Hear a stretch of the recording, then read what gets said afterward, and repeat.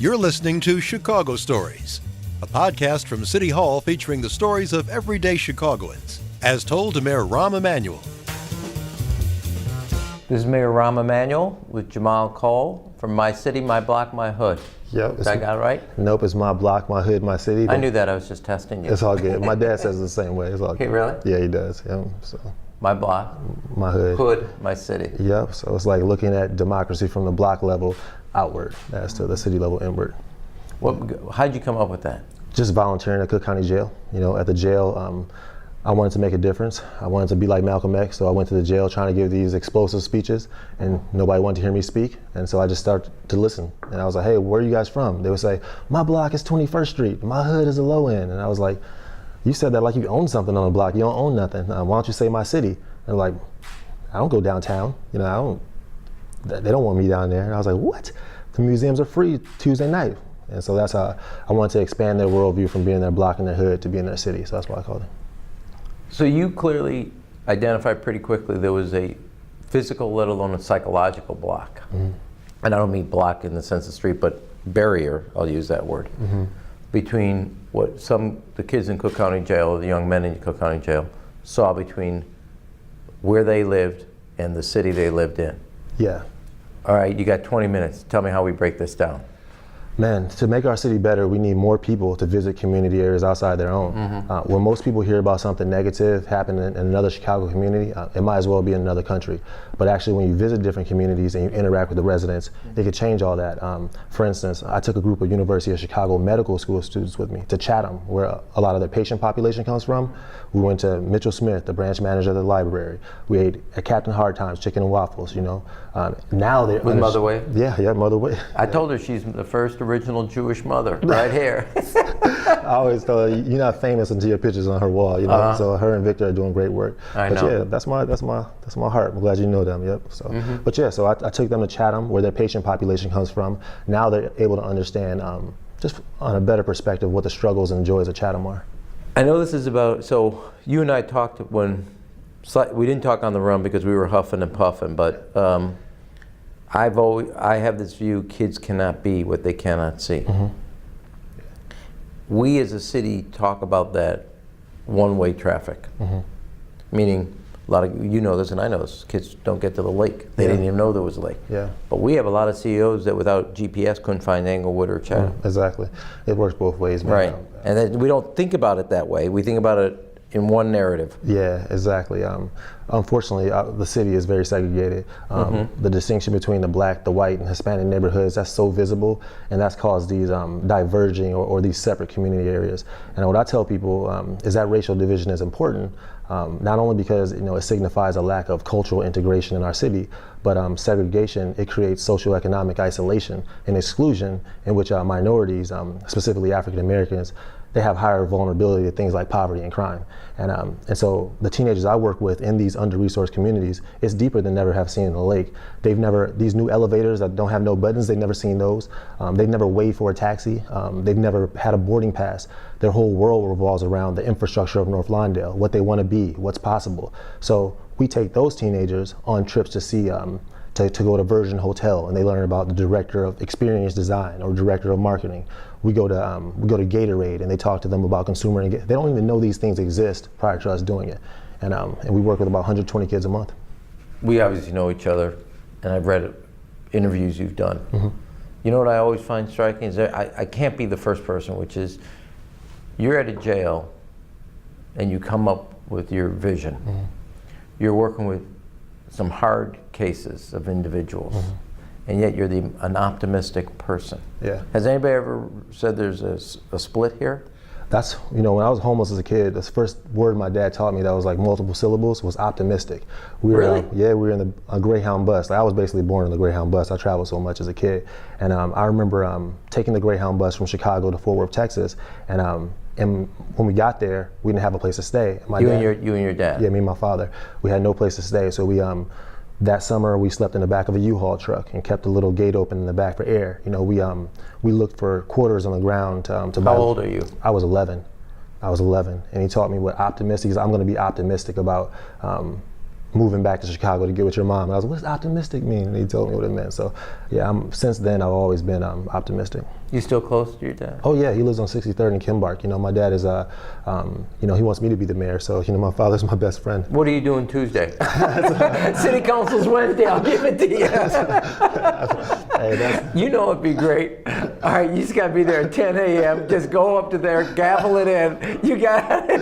Hey, that's talking about the firing line of experience. Now that'd be an educational experience I can't get nowhere else. Why do you aspire to that? I want to be a part of the great decisions that are being made for Chicago.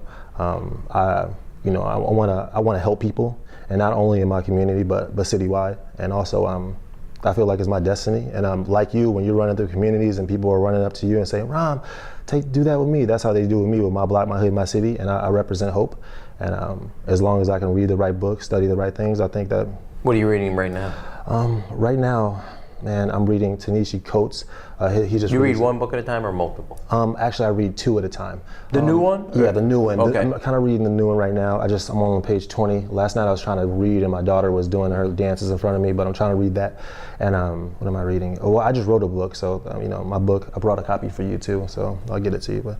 But I forget the other name of the book. It's called Poor People Movements, and it's about, my dad's always reading philosophy and giving me books, so this book is about how to inject innovative ideas into your tribe of people, as opposed to making everything about you. How did, if it's none of my business, you gotta say, hey, that's all good. That's not, well, you gotta, I'm just giving you, just because I'm the mayor, so I wanna be clear, you can say, we're not talking about that. All right.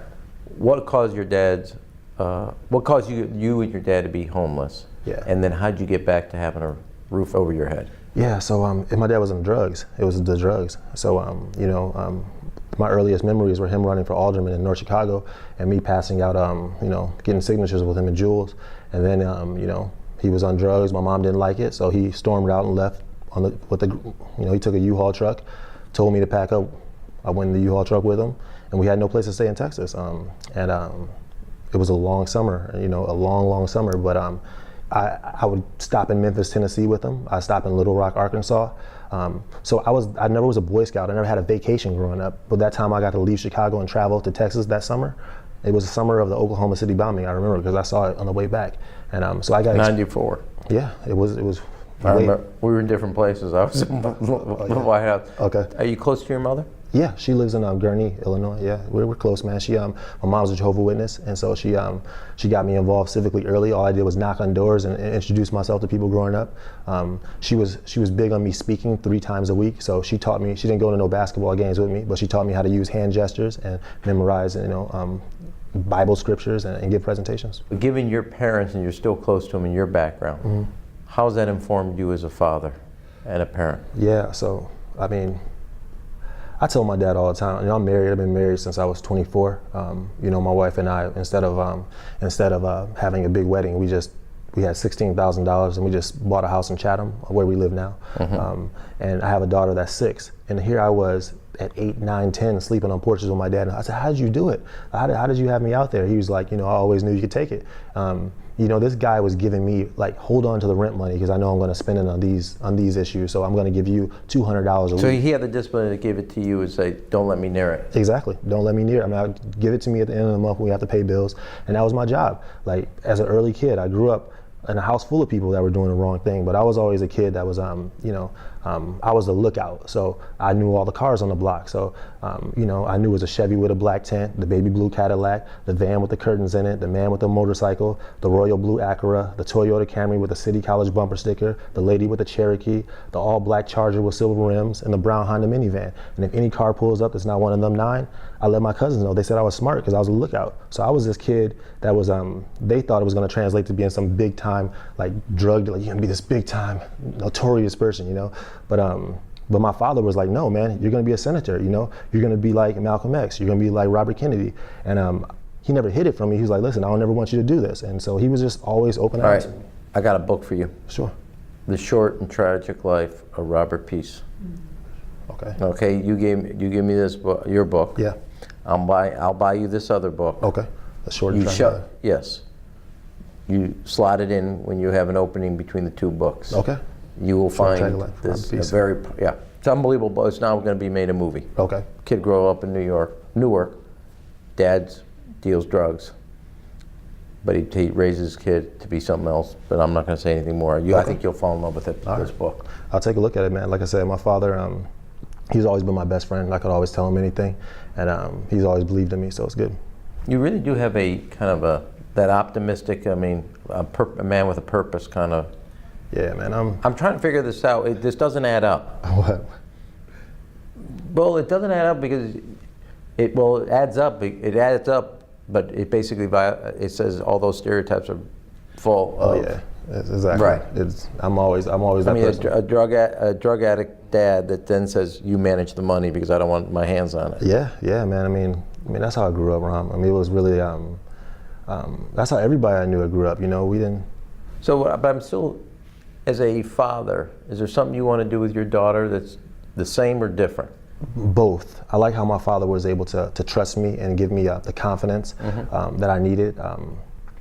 You know, but different in a way that I want to continue to excel. Like when he ran for office and stopped, I want to continue to go. Like I want to continue. Like, but I knew I could always write a book. Cause seeing my father next to the typewriter with that stack of papers as a kid, I was like, you know, I'm gonna write a book one day because I saw my father doing it. To see him out there trying to get signatures, I already knew that I could be a community organizer because I saw him out there doing it. So. I think you should think about it, but I'm going to tell you one thing. I think you've done more already than, I know I'm going to get in trouble as a mayor, than an alderman. Yeah. Well, thank you. I hope you heard what I said. I did. Yeah, so, I mean, you can aspire to elected office, but I think you're more you should, that's a great, but you're more influential already than other aldermen I know. Well, thank you. That means a lot coming from you. Well, I mean, so you've dedicated the proceeds of the book to 10 students, do I have that right? Yep, 10 students. We're going to take them to Ghana. How are you picking the student? They go to North Lawndale. I know who they are. You know, it's the Chambers twins, Marquell. Which school do they go to Collins Academy in right? North Lawndale. Yep, Roosevelt, California. Is that the AUSL? Yep, they're at AUSL school. Yeah. Yep. So it's I love that turnaround. Yeah, Miss Sharp is the truth, man. And yeah, so that's the kids that are going. They've been a part of the program the longest. And two of them, the Chambers twins, are going to go to Notre Dame this year. I just want to expose them to like. Why'd you pick Ghana? Because the owners, the people that do the marketing for Sip and Savor coffee shops in Hyde Park and Bronzeville, they are from Ghana, and so they set up Accra College wants to host our teenagers, and they set up like an 11 or 12-day tour, and it just made sense. Last summer we went to Mackinac Island, Michigan, and the whole Traverse City, Michigan took a fund for us to go out there. So really it's just organically we're just building relationships. And how they doing in the exposure in the sense of their horizons and their, because the biggest horizon I always find is internal, not external. They also realize something about themselves. Oh yeah, man. Like 40% of the students that began our program said they didn't feel connected to the city. After our program, 100% of the kids say they felt more connected to the city. So. Give me the one anecdote or story or one kid that you said, you know what, I'm onto something, that they were here and then through being exposed and your mentoring and your nurturing, they're now in a different place and have a different view of themselves and their future and their city. Yeah, so Noah Hackworth was our first explorer. He was from South Shore, and he around like 4 years ago, I met him and his mom at the library. I was giving a presentation at Whitney Young, and before I knew what I was doing, I was just taking him to Wicker Park and exposing him to different business owners. I was starting an Explorers program. He's been there for 4 years. He got accepted to Robert Morris, downtown Chicago, and he got accepted to Prairie View A&M in Houston, Texas. He chose to go to Prairie View and A&M because he had stepped out of his comfort zone so much with my program, and now he's our program coordinator for My Block, My Hood, My City. So he's a mentor on all the explorations with the students. So I've seen it through Noah's eyes is powerful, and he's been with us for about 4.5 years. Was there an inflection point for you that you felt, you know what, this is the right thing I'm doing? Yeah. I mean, you may have always known that, but was there some point that it said, you know what, it hit you? Yeah, it was, you gave me a Chicago Ideas Award maybe like 5 or 6 years ago, and I was like, man, this is awesome. And I was just now beginning, doing it, and you're like, this looks cool. And that made me feel good. But also it was, if you do what you love, you start to organically build relationships. And so I'm on the Today Show talking about My Block, My Hood, My City, and I live on 80th Street in Chatham, and now I'm in California, and Toyota's giving me, a free card, and they're saying, hey, we're gonna give you money to market your program, and I'm learning how to build my brand via Toyota. It was really just the people that I met, they affirmed that what I was doing was great. And then, you know, my wife, you know, she don't care what, if I'm on Today Show or if I'm on Fox News, she's like, you still got to take the garbage. Exactly. Like, so that's how my wife is. But man, I start selling hoodies all over the world, man. When I see people wearing my block, my hood, my city hoodies, and in Switzerland, you know, on top of mountains, I'm like, wow, like people know about it. And you know, we got a nice little assembly line going on in my house. So every Sunday, me, my daughter, and my wife, we ship out hoodies to all over the country. And that. What does your wife do? She's not working right now. She's finishing up her master's degree in behavioral therapy. Wow. So, yep. Where at? Chicago School of Psychology. Yep. So she's got about a year left, and she went to Marshall, so she wants to be a counselor at Marshall or a school like that. Impressive. Yeah. And where's your daughter at school, if I'm allowed to ask? Yeah, she goes to Horizon Science McKinley Park. It's on Pershing and Western. Yep. She's first grade there. They have a great robotics program. We have a similar kind of outlook on things, and I always believe that if a child in Englewood and a child in Edgewater look at the city, as you would say, and they have the same perspective that that's my city, nothing's going to hold the city back. Exactly. But if a child in Edgewater says that's my city, and a child in Englewood looks at it and goes, this is my block, this is my hood, with not finishing that sentence, we will never be what we can be. We'll fall short of what we can be. And I've always seen schools or education as the ticket to that. We can make that happen, because teenagers from Edgewater, let's say they go to a private school, what would happen if a teenager from a private school on the north side took an educational exploration with a teenager from a Collins, a dropout recovery school? Let's say 7 kids from this school, 7 kids from that school. We take them let's say we take them to Google and they learn about virtual reality. Through those trips, they're going to be forging relationships, because I went to college at Wayne State, Nebraska. The first time I got on campus, you know what they told me? They said, talk to my little brother on the phone. He's never talked to a black basketball player before. He watches MTV all the time. I've never played basketball with a colored person. Listen, within a year or two, those guys that were, like, isolation leads to narrow-mindedness, regardless of where you at. But within 2 years, we were brothers. So if you want teenagers to forge relationships with teenagers from the other side, just have them do something out of their comfort zone together. It could be a service-related project. It could be painting something. Like, we can make that happen with public and private schools. Here's my thing, and you just hit on it, is trying to figure out how we get, and I'm a big believer in, we have it for here, but for the country, I think we need national service. Because you need people to get out of their comfort zone, standing side by side on a similar work project of something that's bigger than them, not just work, but servicing a community or neighborhood. And because it's the only way we're going to build the bonds of community. You're right, man. So with My Block, My Hood, My City, once every quarter, we have service-related projects. We have volunteers from 70 of the 77 community areas in Chicago. We literally have about 2,300 volunteers, literally. And they show up to, like, paint a veteran center, or they show up to spread mulch and plant seeds. But it's always interesting. We always ask them, you know, to put their community name on their T-shirts or their hoodies. And man, it's beautiful. It's like, the city is becoming interconnected that way, and I'm proud to stand for something like that. Well, see, I mean, you are right. I mean, Chicago's got a history of segregation. There's some part of it that you could say on a positive side of ethnicity, where people are proud of their background, etc. On the other hand, we have a lot of divisions in the city and not shared experiences. Yeah, I mean, the communities in Chicago are interesting, because some of them feel like they've stayed the same, like a mosquito and amber over time. They just haven't changed. You know, I just go to some places, I'm like, wow, this is interesting. But what's interesting is that Jefferson Park, you know, or Norwood Park, places, people don't know that the bungalows and the manicured lawns in Chatham kind of look just like up there, you know? Exactly. So you could take one place and put it the other place. People don't know that until they get outside of their comfort zone. And some people don't travel further south than the White Sox Stadium, you know what I mean? But anyway, man, like I said, some people that are Sox fan never made it to Wrigley. Yeah, and look, but on the barbershop I go to, everybody is Cubs fans. Right. And because when we were growing up, you know, you had to have cable to watch the Sox. Well, the Cubs was free, you know, growing up. So it was like everybody's a Cubs. You're just not gonna wear your Cubs hat in the South Side, but you can be a Cubs fan. Exactly. So have you gone back to the prison where this started? I saw Nika Jones yesterday, actually, at the Obama Summit. Yeah, I talked to her about. So they want me to create another program there and see what I can do. And so one of one of the ways I want to help is that a lot of kids, like if I was to go to jail, just to be a dude off the street and go to jail and I'm not in the gang, the only way I'm going to survive is to help other inmates write letters, because a lot of them, they don't, they won't write home because they don't know how to read or write. So, and this is what I know, just inside information. So, okay, so I want to create a program in Cook County Jail where I can teach these teenagers that don't know how to write, I can teach them how to write letters home to their parents so they can stay in touch. And that's just the way I can reach them. And she thought it was a fantastic idea. My wife, Amy, Yeah. spends a lot of time at the jail with Debbie Gittler. Okay. I don't know if you know about the writing program they have there. No, sir. Well, before, one way or another, I'll hook you up. Debbie has him writing, some of the young men there writing short stories. Yep. As kind of a way to work through it. It's really, it's powerful. Yeah, it is, man. It's therapeutic. I mean, that's what rap music is.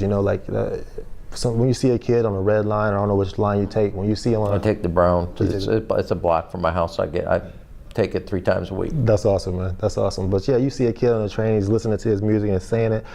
He's not being boisterous. He's in pain. Like, rap music is therapy. When you hear a rapper and they say, oh, that person is real, that's because they can relate to like being on food stamps. Like, man, the way I grew up, I didn't know a food stamp wasn't real money until I put one in a pop machine. And my teachers laughed at me. That was the first time I realized I was on welfare.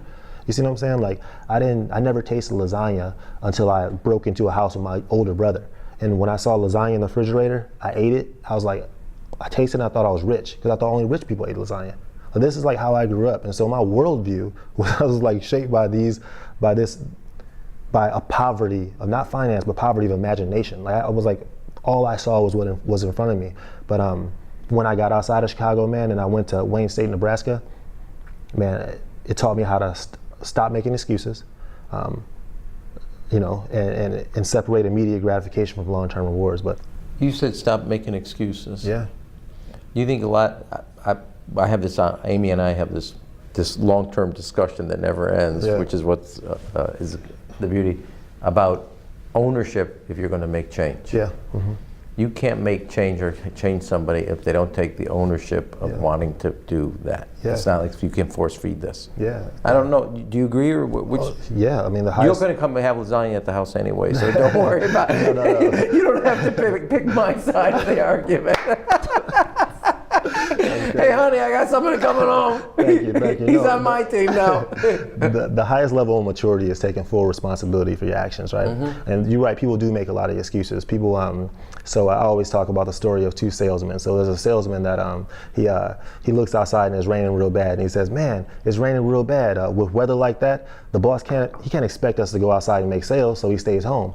And then there's another salesman that sees the same storm. He looks outside and says, man, the weather's real bad. With weather like this, what a great day to go outside and make sales. Everybody's gonna be home, especially the salesman. And so that's the optimist in you. Exactly. But look, this is how Chicagoans think. So some people look out in Chicago and say, man, the city is messed up, the weather is messed up, the politicians is messed up, and they don't get involved. But some people like me, they look outside and say, man, the city is messed up, the weather is messed up, people are messed up, and I get involved. See, it's all about your perspective and how you look at things. It is totally, because you can. If you don't have a perspective of, when people say, I don't know what your view is, but you could say it's a problem, or you can't say we haven't figured out yet what the opportunity is. I like it. Listen, man, that's you're the mayor of Chicago, so I love that you're optimistic, and I love that you got that perspective. And you have to be, otherwise this thing can beat you down, man. I've always believed tomorrow can be better, man. I think it's so impressive that you decided to take your energy, given your background, and turn it to other people when you could have been more just about yourself, given the experience of homelessness, parents separating. I wanted to, man, but when I got on the red line and I start seeing the teenagers, I knew that it was like God spoke to me. He was like, hey, man, you've traveled to England now. You've been to Hawaii. You need to show that kid that they can do it too. And that's kind of like. Jahmal, did your dad ever write that book? Nope, he never finished it. So that's why you've been so driven about. Mm-hmm. Yep. I knew sooner or later I get to that final. No, it's. He never did, man. He still tells me to this day, it's like, I got to finish my book. You make What's it look his book bad. About? You don't want to know. I do. I just asked you. I do want to know. All right, my dad's book is It's called Negro Please. It is about it's about people making excuses for and blaming things on different ethnicities instead of taking full responsibility for their actions. And we were just talking about that. That's what his book is called. And my dad, like I said, he never finished it, but he still writes with a typewriter. He's probably working on this thing right now, but I'm probably gonna have to self-publish it for him before when he puts it out. But that's what it's called, man. And my dad has been my #1 supporter, man. Like quick story about this guy. He so when I went to my guidance counselor senior year and said I wanted to go to college, they laughed in my face and they said, "You go to an alternative school, you barely show up. What do you mean?" Now, at the beginning of the year, I only applied to one school, and that was Howard University, because Sean Puffy Combs went to Howard, and I was like, I want to be like Puffy. But 2 weeks before graduation at this alternative school, I hadn't heard from them. So I went to my guidance counselor and said, I want to go to college. She laughed. She said, go to the Army. She left the room, and her phone rang. This is your guidance counselor? My guidance counselor. She laughed. She's like, you go to an alternative school, you should go to the Army, you should do, you don't have the grades. I wanted to go to Michigan, so I probably sound crazy. But anyway, she left the office, her phone rang. I looked up to the left, there was a book that said All American Colleges. It has a black book with gold letters. I opened it up, I rip a page out, and I put it in my pocket. She comes back, blah, blah, blah, blah, blah. She leaves the office, I go downstairs, it says Wayne State College, Nebraska. And I'm just like, I'm like, man, are there, Indians and Buffaloes, what's in Nebraska, But God was shining on me. They accepted anybody from alternative schools. So I called, I said, hey, do you guys have a history program? I want to be an archaeologist. Cool. They said, yes. I was like, do you got a basketball team? Yes. Anyway, long story long, man, I went home, showed my friends, like, man, I got accepted to Wayne State. I got my jaw broke that summer. I told my mom, I said, hey, I got accepted to Wayne State. She said, man, I feel, but what she told me was, man, you trying to be white. That's what she told me. She was like, what you think you better? Now, she was scared of me leaving, obviously, but this is what she told me.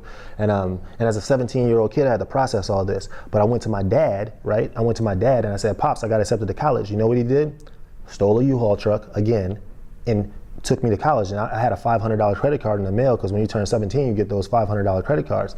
We maxed it out going to Wayne State. And 15 minutes before we got to Wayne State, my dad looked me in the eye and he told me, he was like, well, son, you already surpassed everybody in the family by even going to college. But I want to let you know that, I did get that letter from Howard University. And he's like, they didn't accept you.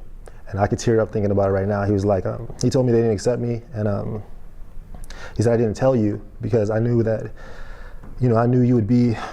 Oh, you're making me cry now. No, that's all good. That's what he told me. He's like, I knew you would be, you would give up. You would be like your brothers in them. And that was like the best thing anybody can do. So see, my dad has always been like my best friend in my corner. And like, he's been my role model. So if it wasn't for him, I wouldn't have even got to college.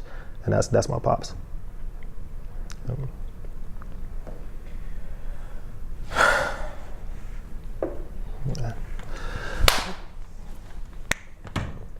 Yeah. All right, this is gonna sound, man. Dads are pretty good things, aren't they? They are, man. That's why that's why I'm being my daughter life and just do whatever I can for her. So. What's her name? Kamor. Family name? No, it's just my wife. My name has an H in it, and so she wanted to put an H in hers as well. So we're gonna stay with the K names. If it was a boy, we're gonna call him Kingdom. If it was a girl, Kamor. Let me say this. Agree on the name before the birth, because afterwards nobody really cares what you think. In case you're going for number 2 on this deal. All right, I got a round for you. You got me teared up, so I'm gonna try to do this quick. All right. You talk to your dad every day before I get to the round? Yes. Because I call my dad every day. Yeah, I do, man. I do. It's quick. Yeah. But it's. Yeah. Yeah. All right. Awesome. Cubs or Sox? Cubs. Thick or thin pizza? Thick. 16-inch, 12-inch? Never played. Oh, okay, we got something to do. Yeah. Hancock, Sears? Hancock. 360 all day. Okay, lake or river? Lake. Yeah, definitely lake. Jahmal Cole? Yeah, that's me. My hood, my block, my hood, my city. You got it right. All right. Thanks, man. Thank you, man. No, Wrong. Thank you. All right. Thank you. You're listening to Chicago Stories with Mayor Emanuel. You can subscribe and leave a review on Apple Podcasts and tweet your guest ideas using #ShyStories. Thanks for listening.